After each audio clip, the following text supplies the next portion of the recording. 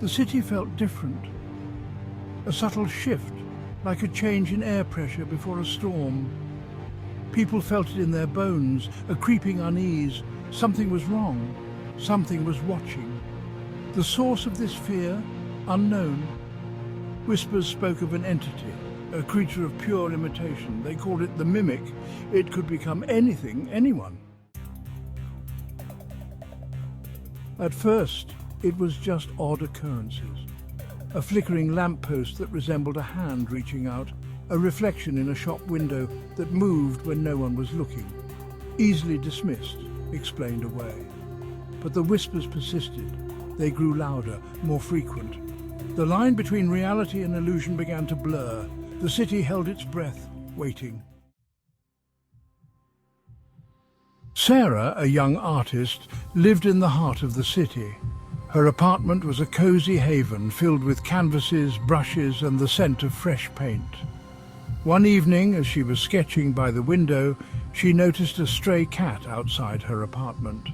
It was sleek, black, with piercing yellow eyes that seemed to glow in the dim light of the street lamp. The sight of the cat reminded her of old superstitions, tales of familiars and witches that her grandmother used to tell her when she was a child. Intrigued and slightly unnerved, she decided to leave out a saucer of milk, hoping to get a closer look at the mysterious feline. The cat approached the saucer cautiously, its movements graceful and deliberate. As it began to lap up the milk, it never broke eye contact with Sarah. Its gaze felt cold, calculating, almost as if it was studying her. Sarah couldn't shake off the feeling that there was something otherworldly about this cat. She watched in silence, her heart pounding in her chest. Just as she was beginning to feel a strange connection with the creature, it suddenly hissed, its eyes narrowing into slits. The sound was sharp, almost menacing. Before Sarah could react, the cat vanished into thin air, leaving her standing there in shock. She blinked, wondering if her mind was playing tricks on her. But the empty saucer of milk was proof that the cat had been real, at least for a moment. Over the next few days, Sarah couldn't stop thinking about the cat. She found herself looking out the window more often, hoping to catch another glimpse of it. She even started incorporating the cat into her artwork, painting its sleek form and piercing eyes. The encounter had left a lasting impression on her, blending the lines between reality and the supernatural in her mind. The cat that wasn't had become a muse, a mystery that fueled her creativity and haunted her thoughts.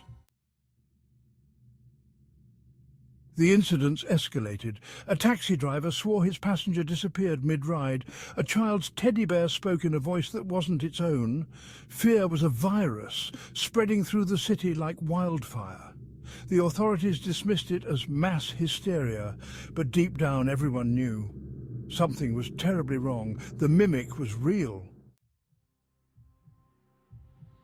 Sarah couldn't shake off the feeling of being watched. Mirrors, once mundane, now filled her with dread. She saw fleeting glimpses of something else in their depths, something moving just beyond the periphery of her vision. One morning she woke up to find a single black feather on her pillow. It was identical to the cat's. Panic welled up inside her. The Mimic was close, too close.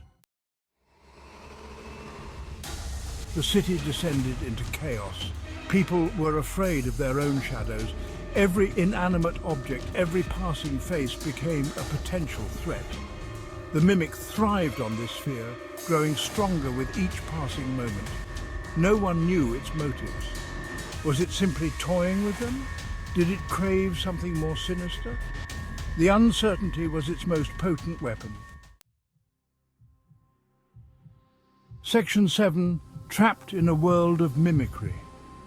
Sarah found herself a prisoner in her own apartment. She couldn't trust anything, not even her own senses. The phone rang, a familiar voice, her mother's, but with a chilling undertone. "Sarah," the voice whispered, "don't you trust me? I'm right here." But when Sarah looked at the door, it wasn't her mother standing there, it was the cat, or rather something wearing its form. Sarah's world had become a labyrinth of deception. Every object, every sound, every shadow seemed to be a potential threat. The once familiar surroundings of her apartment now felt like a sinister maze, where every corner held a new horror. The walls seemed to close in on her, the air thick with an oppressive silence that was occasionally broken by eerie, unidentifiable noises.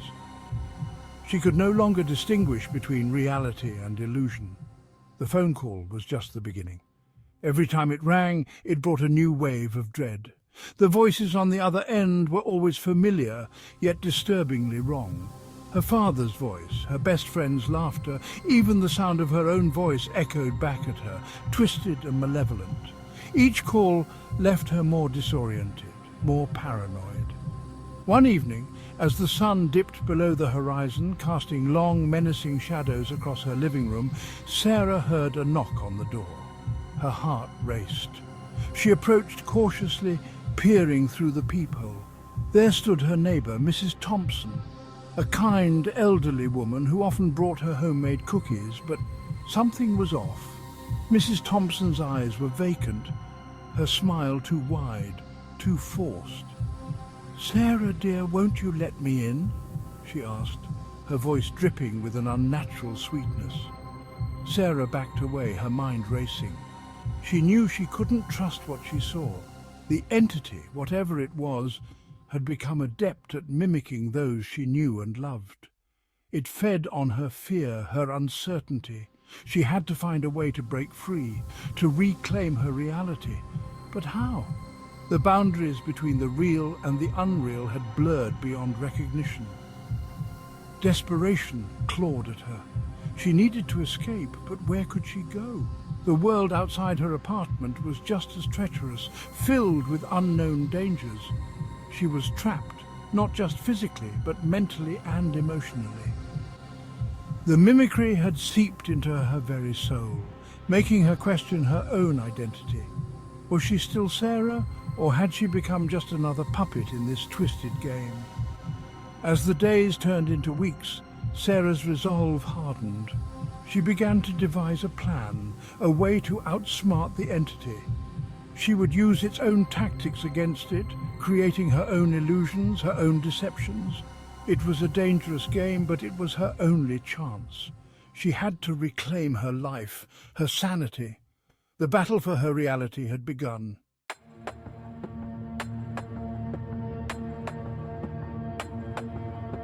Section 8, Can It Be Stopped? The city was a hunting ground. The mimic was everywhere and nowhere at the same time. It was a living nightmare, a creature of pure terror feeding on the fear of its prey.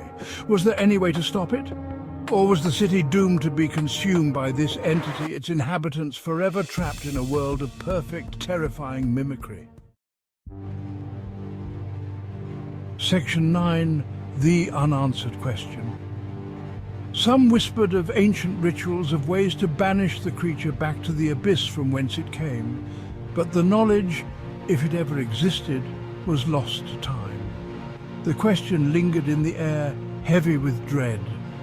Could the mimic be stopped, or was this just the beginning of a nightmare from which there was no waking? Section 10. Fear, the ultimate mimicry. In the end, the mimic's greatest triumph was not its ability to imitate, but its power to instill fear. It had become the very air they breathed, the doubt that gnawed at the edges of their sanity. And in the silence, the mimic watched, waited, and fed. The city, once a beacon of life and light, was now a canvas for the mimic's terrifying masterpiece. The mimic was not just a creature of shadows, but a master of psychological warfare.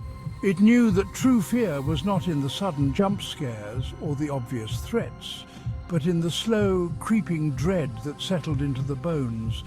It was in the way the wind howled through the empty streets, in the flickering of streetlights that cast long, eerie shadows. The mimic thrived in these moments, drawing strength from the collective unease of the city's inhabitants. As days turned into nights and nights into days, the city fell deeper into the mimic's grasp. People began to see things that weren't there, hear whispers in the dark, and feel an ever-present sense of being watched. The mimic's influence was everywhere, in every creak of a floorboard, in every rustle of leaves. It was a silent invader, an unseen predator that fed on the fear it created. The once bustling streets were now deserted. The vibrant life of the city snuffed out like a candle in the wind. Shops were closed, homes were abandoned, and the laughter of children was replaced by an eerie silence. The mimic had turned the city into a ghost town, a place where fear reigned supreme. But the mimic's power was not just in its ability to create fear, but in its ability to sustain it. It was a relentless force, never resting, always watching, always waiting. It knew that fear was a powerful weapon, one that could break even the strongest of wills. And so it continued its reign of terror, feeding on the fear it had so expertly cultivated. In the end, the city was not just a victim of the mimic's terror, but a testament to its power. It stood as a grim reminder of what fear could do, of how it could transform a place of light and life into a dark, desolate wasteland. The mimic had won, not by brute force, but by the sheer power of fear, and in the silence it watched, waited, and fed.